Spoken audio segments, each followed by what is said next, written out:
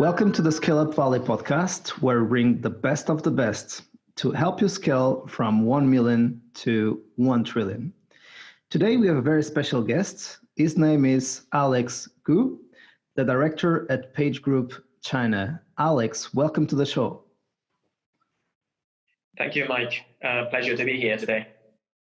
Thanks for making the time, and let's start to get to know a little bit more about yourself. And how did you went joining PageGroup China, and what is and a little bit of introduction about PageGroup in China. Yeah, sure. So firstly, myself, I've joined PageGroup for 10 plus years now. I joined in 2009, actually just post the GFC period in Shenzhen in China, which by then we were just a few years into mainland China. But now we've really grown tremendously in the past 10 years. And currently we are a 500 plus people operation, now operating across 5 different offices in China, and serving a large diverse range of customers in recruiting mid to senior talents across a range of industries. So I myself am based out of the Shenzhen office, which is actually being called the Silicon Valley of China, mirroring to the US, and which is where home to some of the biggest tech names in China, such as Huawei and Tencent. So I myself am specialized in the technology sector, and I've recruited all sorts of different functional level managers, directors, and VP roles. That's amazing, and that's an amazing scale. How long has been Michael Page in China? So how long ago? So Michael Page was first established in Hong Kong in 1994. And started operating in mainland China since 2003. So we've always been operating in the Greater China region. I guess you could say since the 90s. Right. And right now we've got these region plus Taipei, which adds up as our Greater China business. Got it. Sounds amazing. And have you seen a lot of scale during these years, during these 10 plus years at Michael Page, or it's more stable, the growth of the company there? Well, China, from a group-wide perspective, China has been identified as one of the key high growth markets globally for us as a group. And I guess the range of businesses that started using recruitment services since 2009, I would say it's now completely different. I still remember the days when we have to visit clients to tell them what a recruitment company does. Right. And then 11. And which, I mean, by now, I don't think that's the case. And equally, from a candidate's perspective, it's very much grown similar to the way China economy has grown. So we've now got a growing middle class, professional class, where people are putting more and more efforts and attention on building a professional career. Got it. So we are recording this episode on April 15th. We are living a huge pandemic crisis across the world. So all the world is in lockdown. China is now transitioning to a more working from home and kind of getting out stage, so a hybrid stage of recovering from the virus. So which means that you are kind of 12 or 16 weeks ahead of the rest of the world, and all our audience worldwide would love to learn from you what will look like the upcoming 12 weeks from your experience living it in China in first hand. So how were the last 12, 16 weeks for you, and how are things now getting back to normal, and what is the new normal for you? Well, yeah, I mean, certainly interesting start to the year, right? So China, to a certain extent, is first in and first out. I guess China-wise, we're still not completely out yet, but certainly we are through the worst of the pandemic. So in just looking back in the past 15 weeks or so.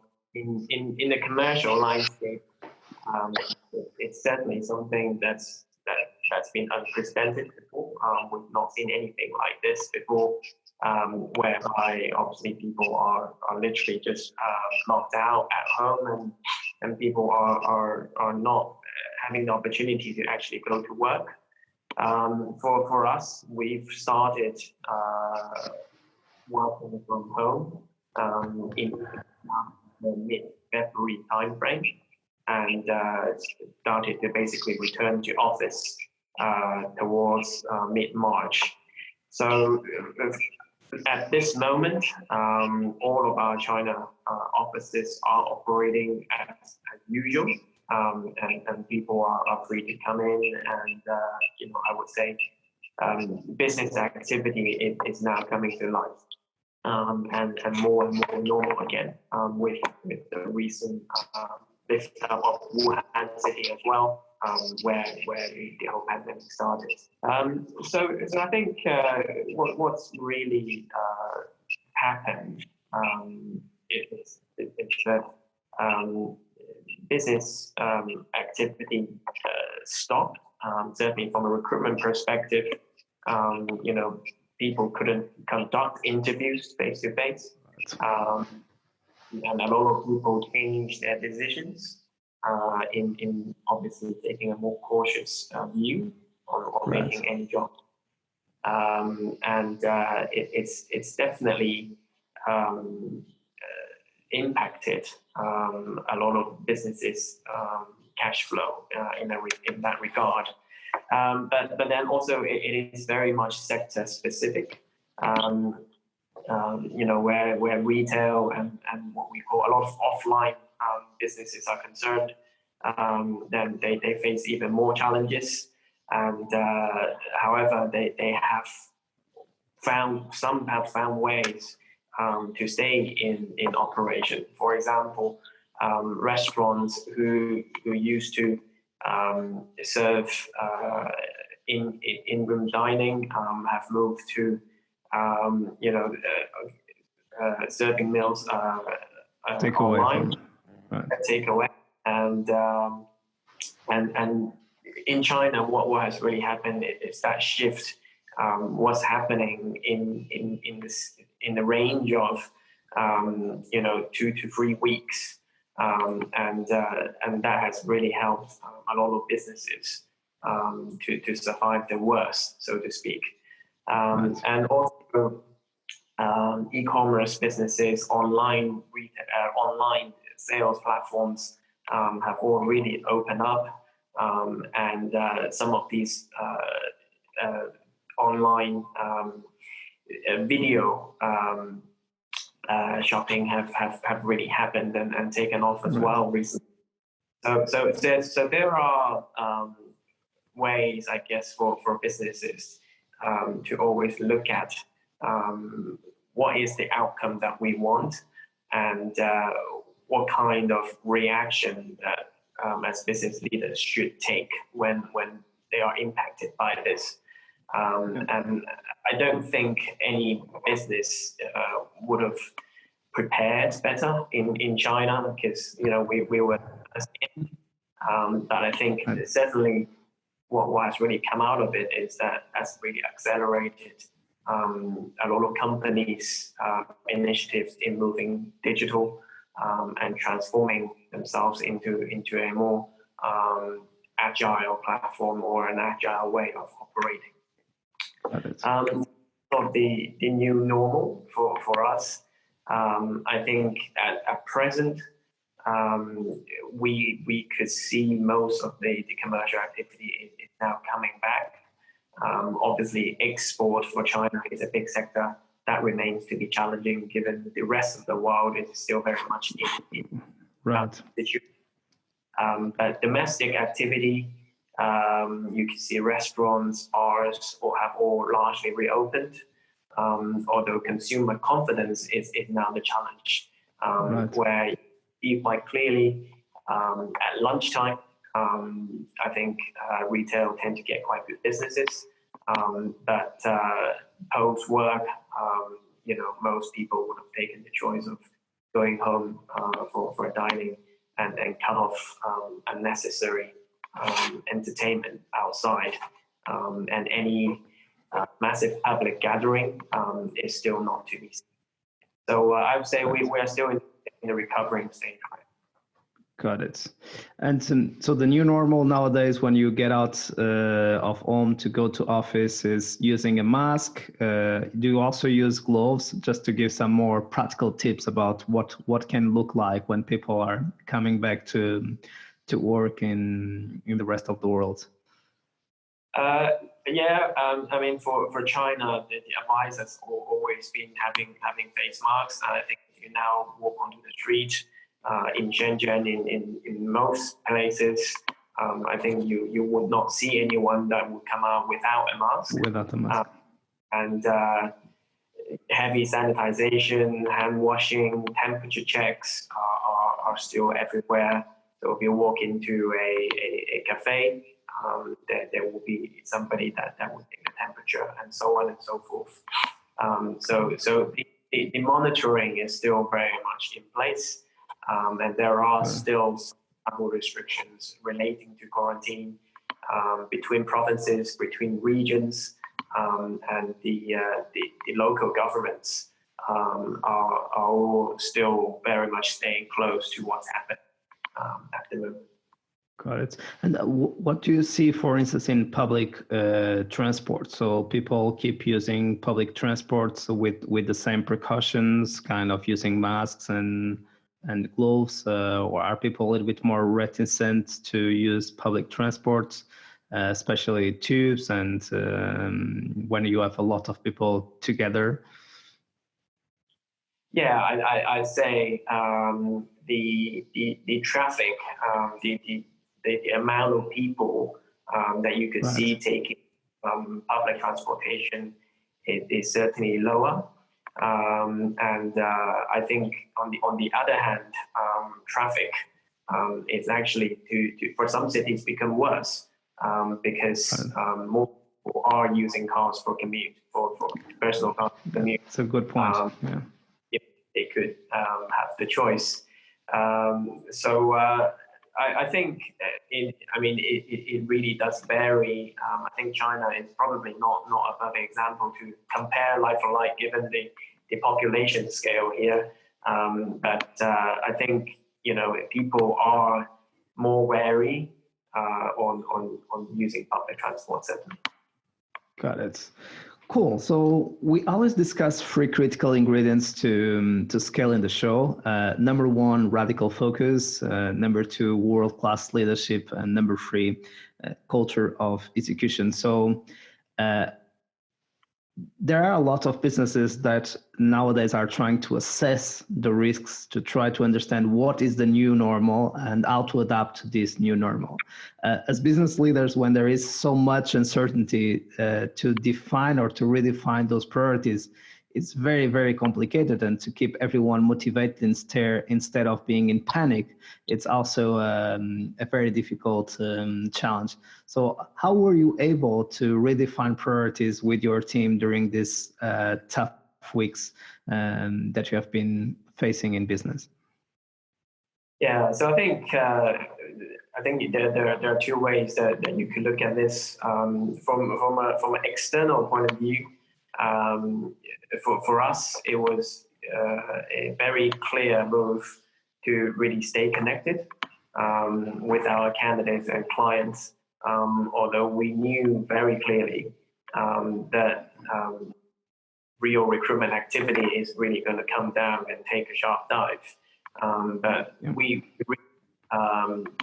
make a great effort in still talking to people, talking to candidates.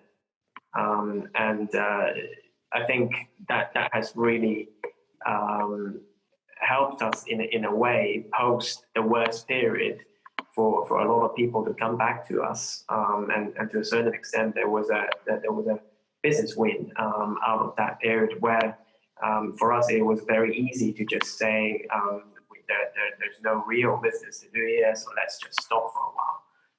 We didn't really stop.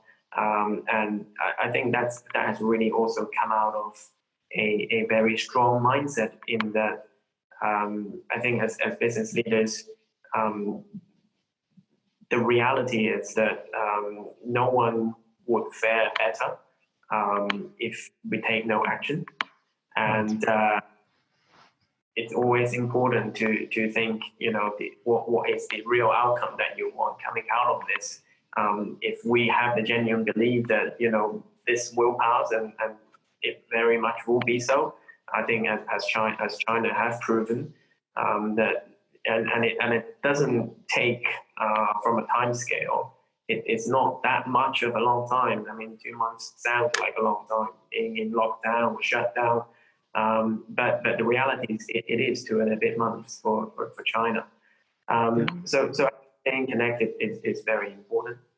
And the other side of it is that I think no matter what sector that you're in, as business leaders, I think it's very important to communicate to people where, to a certain extent, we need to encourage people to think, well, what could be good about this? Right. There's always two sides to adversity. Obviously, and so on, that there could be no good about that. But putting your lens in a commercial way, strong businesses will take market share. People who are willing to put up a fight, people who are willing to find solutions, will be those that come out of this stronger, as we've seen, in so many, in so much history before, and that's kind of exactly what we've done, and I think this is also a critical time where teamwork is really important. We've got a national leadership team of about 20 to 30 people, and this leadership team, we had weekly meetings, updates, and just to drill through any positivity, anything positive that people have done, and really shouted about it and communicated. And I think that way it really helped us to just keep everyone together.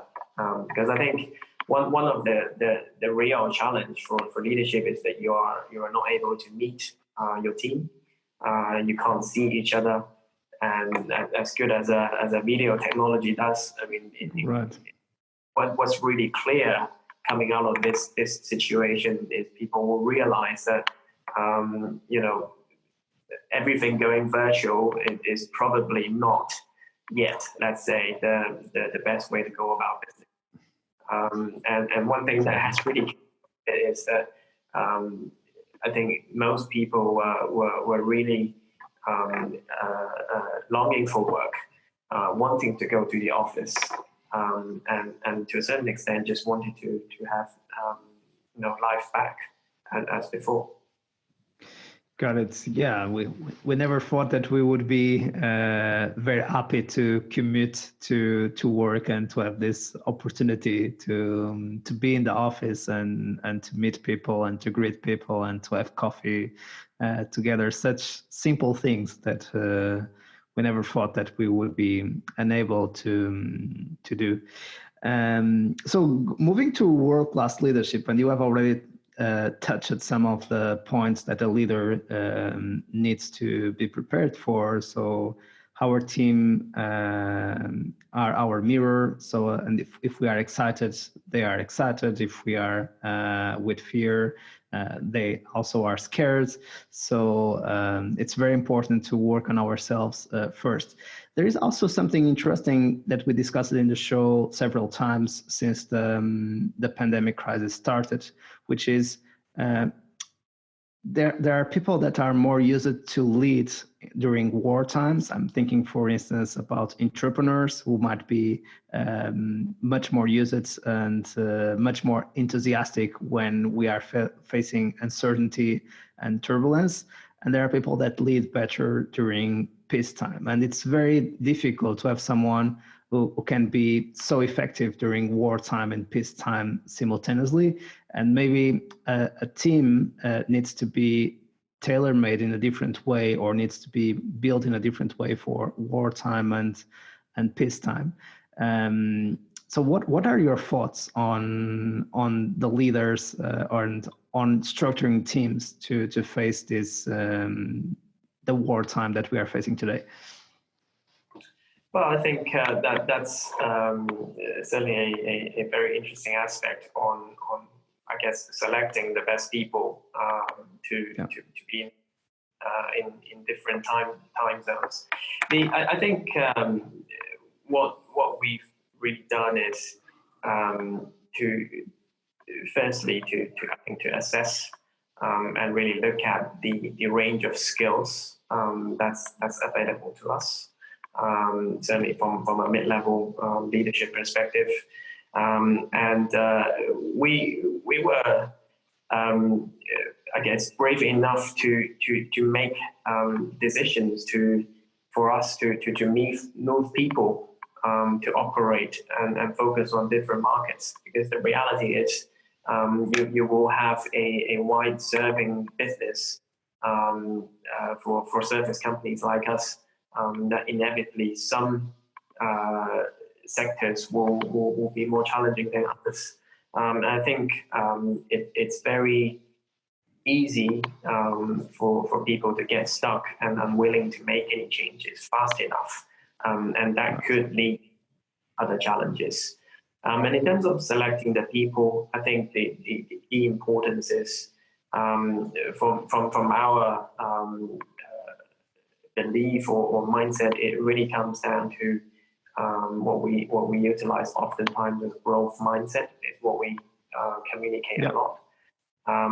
I think for challenging times like this, there are only so many people that could draw experience from to a certain extent.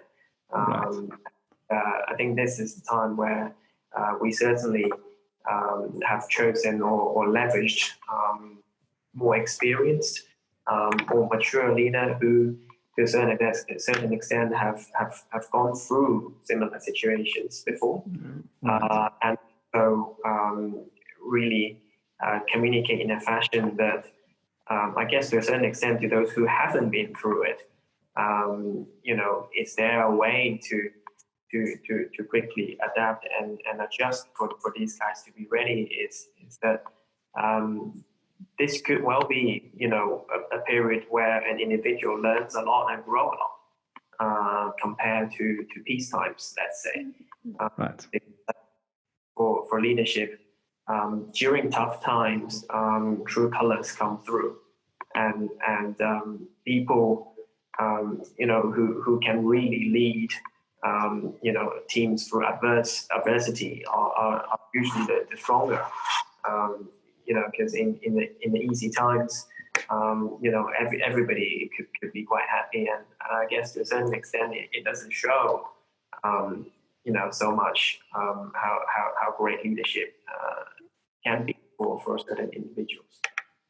Yeah, so I think some of the measures and ways that we've taken to really adapt to the current or recent challenge. Got it.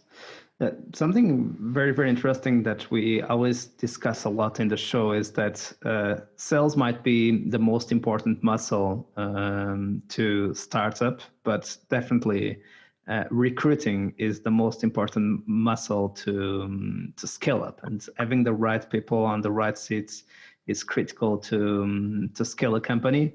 And even when we are not scaling and we are suffering and we are shrinking and we are trying to survive and protect the downside, protect the revenue, so we are able to get to better times and scale up again.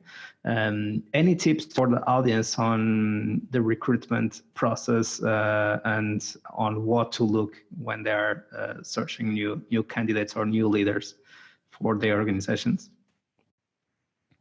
So I think for periods like this, for any business that's trying to look for the brighter future, provided that they're able to survive, for what is essentially a cash flow challenge in the range of a couple months, let's say. The key thing really is not to lose great people. And at times like this, we've really focused on actually spending most of the time and effort in communicating to the guys with the best potential, with the most. And because to a large extent, if people can stay and don't leave, that really does bolster for the future business. And we've also, however, on the other hand, taken a view that there should be no passengers. We've really looked at and drilled down on people's attitude. Those who are willing to give up a fight. And I guess there's only so much you can do to carry those who fundamentally are either not skilled enough or don't have the right potential, or just fundamentally are half-minded in how committed they are to their own career or company.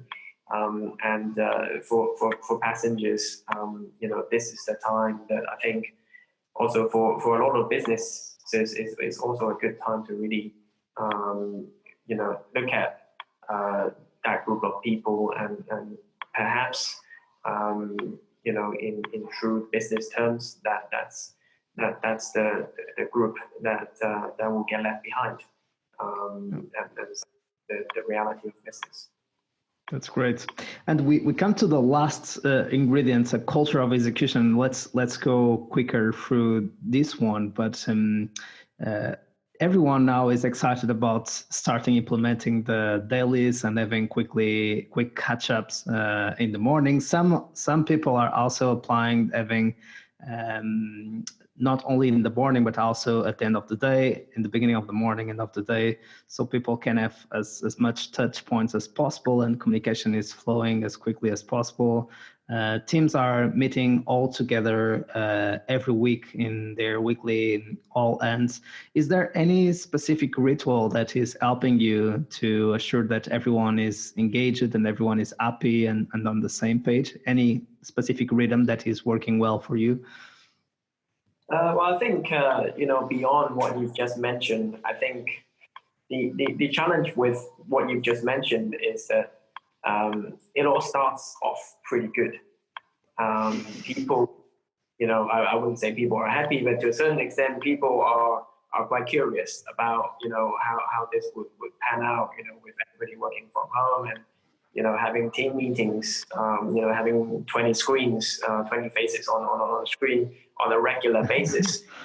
We generally get quite excited about that for the first, say, 2 weeks or so. But beyond that, it actually does get very tiring. And in particular, for this is also a leadership challenge where, the leaders will have to consistently, get in touch and make extra efforts to reach out to people and connect to people. So I think, looking back, what's really worked for us is, to a certain extent, I mean, people are quite used to having team meetings in the sense that, it is one particular team having a meeting. What we've done is that, cross teams, cross offices, cross regions can also have meetings. So people are, to a certain extent, not locked into their own little world of, let's say, 5 to 6 or 10 people. And there are different colors and perspectives on their, daily or weekly conversations. And that is one thing we've also tried is to have some time in front of the camera, for example. A little bit of dressing up and just some camera, coming into the meeting differently, or having a different background, or having, involving their kids a little bit. It all helps to the mix, because I think that the reality is that people shouldn't expect it to be the same, and it is not the same. So I think that's also one thing that has really worked. And the other side of things really is that, it is strongly advised that people get into the right routine in terms of, the working from home space. I mean, do they have a dedicated space? Are dressed properly? Are people ready for business? As much as you don't have to walk into an office, how disciplined are these individuals, or has there been any advices or guidances given on to a certain level? What's the expectation for these individuals working from home? And the other side of it is really, like you mentioned, touch points is really important. What we have found is, a few weeks into WFH, is that some people will start to get a little bit tired and get disconnected. And I think with these individuals, it's really important to address them early. And to a certain extent, asking and knowing what people really are feeling like. And because, it could be that some people are genuinely not just worried about work or business. It could be outside of things. Coming from a family member. Things like that is really important for leaders to understand and be sympathetic about. And coming to terms virtually, in a sense, is really also important for keeping things together. Yeah, that's this difficult balance on being focused on the business goals, but really caring about the well-being of each team member, each member of the team, and this balance is difficult, but we need to be able as leaders to go through it. So to keep the team focused on the business, but at the same time, letting them know that we are there from them and we care if they are okay or not okay, and we are there to help them also to come back as soon as possible and even stronger. So we came to the end of the show with one of our favorite questions. So if you would have the opportunity to meet Alex when you were joining the PageGroup China 10 plus years ago, what advice would you offer to your younger self? I would say definitely for every challenge ahead, look at the brighter side, and having a right mindset, and getting a good coach early in your career is really important. In a lot of the commercial and business things, nobody will have a definite answer. And I think for a lot of young individuals who just got into work would expect somebody to teach them and give them the answers. The reality is in commercial world, whichever choice that you take when you come to a crossroad, there isn't a perfect solution. The reality is that you really thought things through, and execution and giving it 200% is probably more important than having the perfect plan. Awesome. Alex, thanks so much for making the time. We really appreciate to have you on the show. Thank you, Mike. And to our community, thanks for being on that side. We keep committed and enthusiastic about bringing you the best of the best so you can scale up during this pandemic crisis, or if you are suffering a bit, to be even better equipped to navigate wartime and be ready to scale up again as soon as the crisis ends. So stay healthy and keep scaling.